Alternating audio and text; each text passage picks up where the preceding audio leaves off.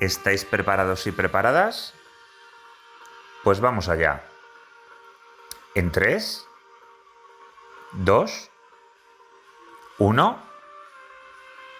Bienvenidos y bienvenidas al podcast El Derecho y el Revés, la ley como nunca antes te la han contado, locutado por Daniela y John, donde vamos a abordar las últimas novedades legislativas que os van a ayudar con el estudio de vuestras asignaturas. Vamos a por ello.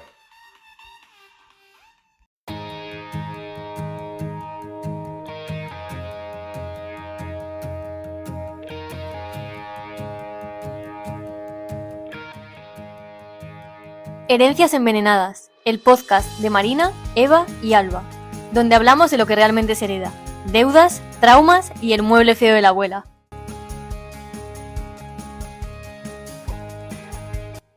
Bienvenidas y bienvenidos a Herencias envenenadas, el podcast donde las familias se rompen después de la muerte. Hoy hablamos de cuando la última voluntad no es tan última. ¿Qué pasa cuando un heredero impugna un testamento? ¿Es justicia o simplemente venganza vestida de legalidad? Vamos a comenzar con los conceptos básicos de la sucesión. Existen diferentes tipos de sucesión: voluntaria, legal y mixta. La sucesión voluntaria se da cuando el causante ha decidido quiénes son los sucesores y en qué porcentajes se reparten los bienes, generalmente a través de un testamento. La sucesión legal o ab intestato ocurre cuando no hay testamento o este es ineficaz y se sigue el orden establecido por el Código Civil. La sucesión mixta combina elementos de ambas. Las fases de la sucesión son fundamentales para entender cómo se transmite la herencia. Primero tenemos la apertura de la sucesión, que ocurre con la muerte del causante. Luego, la fase de vocación, donde se llama a los herederos. La delación es la fase en la que los herederos pueden aceptar o repudiar la herencia. Finalmente, la adquisición de la herencia se da cuando los herederos aceptan y se convierten en titulares de los bienes. Es importante saber quiénes pueden ser herederos y las incapacidades legales que pueden impedirlo. La capacidad para suceder se comprueba en la fase de vocación. Según el artículo 744 del Código Civil, pueden suceder por testamento o ab intestato los que no estén incapacitados por la ley. Vamos a centrarnos en un fenómeno cada vez más frecuente: las herencias envenenadas, y lo que conlleva, es decir, la impugnación de testamentos. En otras palabras, cuando un heredero decide enfrentarse a la voluntad del fallecido y llevar el testamento a juicio. Eso de descansa en paz se vuelve relativo cuando empiezan los pleitos, y más si hay propiedades, dinero o secretos de por medio. Y lo que muchos no saben es que no se puede impugnar un testamento porque no te dejaron lo que querías. Tiene que haber causas legales. Primero dejemos claro que el término herencia envenenada no existe en el Código Civil. Es un término coloquial que se usa para describir aquellas herencias que, lejos de ser un beneficio, suponen una carga o un problema para quien las recibe. Exacto. Puede tratarse de herencias con deudas importantes, bienes en mal estado, hipotecas, litigios legales pendientes, impuestos elevados o conflictos familiares. Todo eso convierte una herencia en algo tóxico. Por eso, a pesar de que legalmente hablamos simplemente de herencia, en la práctica lo importante es saber qué se está heredando y qué opciones existen para evitar salir perjudicado. Los elementos que hacen tóxica una herencia son las deudas del causante. Al heredar, el heredero asume también las deudas si no toma medidas. Los pasivos ocultos, que son deudas no declaradas o reclamadas a posteriori. También los bienes litigiosos, que son propiedades en medio de disputas embargadas o con cargas. Y la responsabilidad fiscal.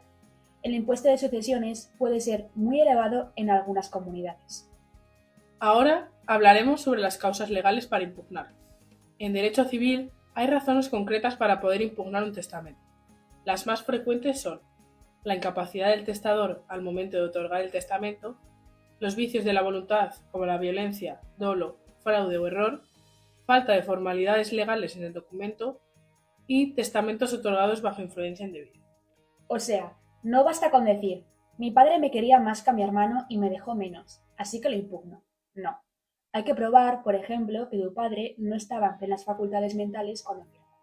O que alguien lo manipuló, como una cuidadora que mágicamente terminó siendo la única heredera. Eso pasa más de lo que creen. Y ojo, si se prueba que hubo coacción o engaño, El testamento puede ser declarado nulo, total o parcialmente. A continuación, vamos a pasar a un caso ficticio para entender mejor esta situación. 2022, Barcelona. Marta, la hija mayor, cuida de su madre enferma durante años. Su hermano pequeño, Javier, vive en el extranjero y apenas llama. Al morir su madre, Javier descubre que él ha sido nombrado heredero universal en el testamento más reciente, hecho 3 meses antes del fallecimiento, mientras Marta estaba de vacaciones.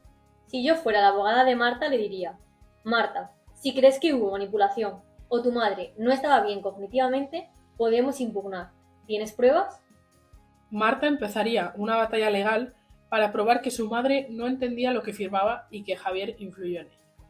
Hay que decirlo, impugnar un testamento no solo es legalmente complejo, sino que emocionalmente destruye familias. Se reabren heridas, se reviven traumas, se rompen relaciones. Y muchas veces no se trata del dinero. A veces la gente lo hace para reparar una injusticia o porque siente que no fue reconocida por el fallecido. También está el tema de la prueba. Impugnar no es tan fácil. Hay que demostrar, por ejemplo, con informes médicos, que la persona no tenía capacidad mental. Y eso puede ser muy delicado. Y si el testador sabía perfectamente lo que hacía, aunque eso doliera, ¿no deberíamos respetar su decisión? Buena pregunta. Hay una delgada línea entre hacer justicia y querer reescribir la historia. Vamos a profundizar en las diferentes formas de sucesión testamentaria.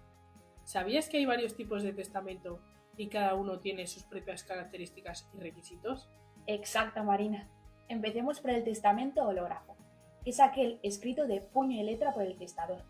Debe estar firmado y fechado por él mismo. Aunque parece sencillo, tiene sus riesgos, como la posibilidad de perderse o ser destruido. Luego tenemos el testamento abierto, que es el más común. Se otorga ante notario, quien asesora al testador y garantiza que se cumplan todas las formalidades legales. Este tipo de testamento es público y se guarda en la notaría. También está el testamento cerrado, donde el testador entrega su voluntad en un sobre sellado al notario. Nadie conoce su contenido hasta después de la muerte del testador. Aunque es menos común, ofrece una mayor privacidad. Y no olvidemos los testamentos especiales, como el testamento militar y el testamento marítimo. Estos se otorgan en circunstancias excepcionales, como en tiempos de guerra o durante un viaje marítimo, y tienen sus propias reglas. Además, existe el testamento otorgado por españoles en el extranjero, que puede seguir las normas del país donde se encuentren o las españolas, siempre que no se trate de un testamento mancomunado, que no es válido en España. Es fundamental entender que cada tipo de testamento tiene sus ventajas y desventajas. Por ejemplo, el testamento hológrafo es fácil de hacer, pero puede ser impugnado más fácilmente que uno notarial. Y hablando de impugnaciones, es importante que el testador esté en plenas facultades mentales al momento de otorgar el testamento. Si hay dudas sobre su capacidad, se puede impugnar el testamento por incapacidad del testador. Exacto, también se puede impugnar por vicios de la voluntad, como la influencia indebida, el fraude o la coacción. Es crucial que el testamento refleje la verdadera voluntad del testador. Para evitar problemas, siempre es recomendable hacer el testamento con la asesoría de un abogado especializado en sucesiones. Así, se asegura que se cumplan todas las formalidades y se minimizan los riesgos de impugnación. Vamos ahora con la parte más jugosa del episodio, las herencias envenenadas reales. Porque, como hemos dicho, estos conflictos no solo ocurren en familias normales, también se dan, y mucho, entre los famosos. Y suelen acabar en los tribunales o en la televisión. Empezamos por un caso muy conocido en España, la herencia de Paquirri, el torero que falleció en 1984. Aunque han pasado décadas, el conflicto sigue generando titulares. Su viuda, Isabel Pantoja, fue heredera de una parte importante de sus bienes, pero con los años su hijo, Kiko Rivera, comenzó a denunciar públicamente que su madre le había ocultado información sobre la herencia. Sí, Kiko decía que no sabía ni qué bienes había heredado realmente. Hablaba de propiedades, objetos personales de su padre, incluso trajes de torear, y decía que su madre los tenía ocultos. Llegó a acusarla de no haber cumplido con la voluntad de su padre. Hubo enfrentamientos muy tensos, incluso en platos de televisión. Este caso muestra cómo una herencia mal gestionada puede acabar rompiendo por completo los lazos familiares. Porque no hablamos solo de dinero, sino de confianza, recuerdos, emociones. Otro caso curioso es el del diseñador Karl Lagerfeld. que dejó parte de su herencia a su gato Chupet. Sí, su gato. Aunque en algunos países como Francia no es legal dejar bienes directamente a un animal, sí se puede hacer a través de un fideicomiso o nombrando a un cuidador como beneficiario indirecto. Hubo mucha polémica. Se decía que Chupet heredaría millones de euros, pero también salieron a la luz otros colaboradores de Lagerfeld que afirmaban que él les había prometido dinero o propiedades, sin dejarlo reflejado por escrito. Resultado: disputas, incertidumbre y más papeleo judicial. Y no podemos olvidarnos de Diego Armando Maradona, cuya herencia se convirtió en un auténtico rompecabezas internacional.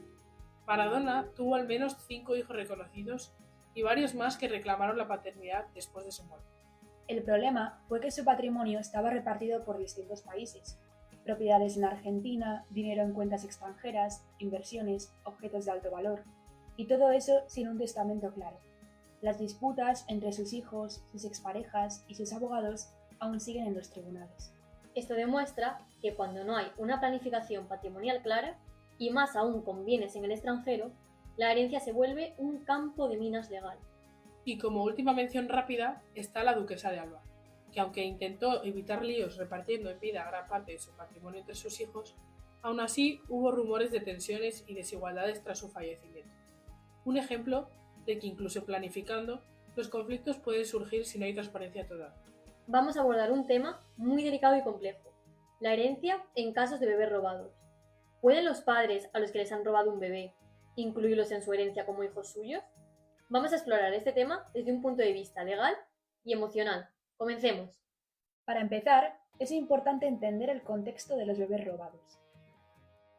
En España, durante varias décadas del siglo XX, se produjeron numerosos casos de bebés robados, donde recién nacidos fueron sustraídos de sus madres biológicas y entregados a otras familias. Estos casos han dejado una profunda huella en la sociedad y en las familias afectadas. Ahora imaginemos el caso de unos padres que descubren que su hijo, al que creían muerto al nacer, fue en realidad robado y criado por otra familia. ¿Qué pasos deben seguir para incluir a este hijo en su herencia? En primer lugar, deben confirmar la identidad. Lo primero y más importante es intentar confirmar la identidad del hijo robado. Eso es. Una vez confirmada la identidad, podemos continuar con el paso 2. Aspectos legales de la herencia. En términos legales, en España, los hijos tienen derechos sobre la herencia de sus padres. Esto significa que si el hijo robado ha sido legalmente adoptado por otra familia, tiene derecho a la legítima de sus padres adoptivos, no de sus padres biológicos. Además, el paso 3 sobre el testamento y declaraciones nos muestra cómo es fundamental que los padres incluyan al hijo robado en su testamento, especificando claramente su voluntad de que este hijo reciba su parte de la herencia. Esto ayuda a evitar disputas legales y asegura que se respeten sus deseos. Es importante señalar que, más allá de los aspectos legales, hay consideraciones emocionales y éticas. Los padres deben estar preparados para enfrentar las posibles repercusiones emocionales de descubrir la verdad sobre la identidad de su hijo. Todos estos casos tienen algo en común: la falta de claridad, de previsión o de consenso familiar. Cuando no se habla, no se redacta bien un testamento o no se consulta a un abogado, las cosas pueden acabar muy mal. Y ahora vamos con nuestra sección Tú preguntas y nosotros respondemos, donde nuestros oyentes nos dejan mitos o creencias populares sobre la herencia que nosotras confirmamos o desmentimos. Empecemos. Si no haces testamento, el Estado se queda con todo. Mito. Correcto. Solo si no tienes ni hijos, padres, cónyuges, hermanos, tíos, primos. Y eso es rarísimo. Puedo dejarle todo a mi perro. Ojalá fuera verdad. Mito. Los animales no pueden heredar directamente, pero puedes dejar bienes a alguien a condición de que cuide del animal. Mi testamento de hace 20 años sigue siendo válido. Verdad. Aunque ojo, si luego hiciste otro y lo olvidaste, el último siempre anula los anteriores. Puedo hacer un testamento en una servilleta. ¿Verdad? Técnicamente sí, si cumple los requisitos del testamento hológrafo, como hecho a mano, firmado y fechado. Pero no lo recomendamos ni de broma. Mi pareja, de hecho, hereda igual que un cónyuge. Mito total. Exacto. Si no hay testamento y no están registrados como pareja de hecho, y según la comunidad autónoma, no heredan nada. Tengo que aceptar o rechazar una herencia de inmediato. Mito.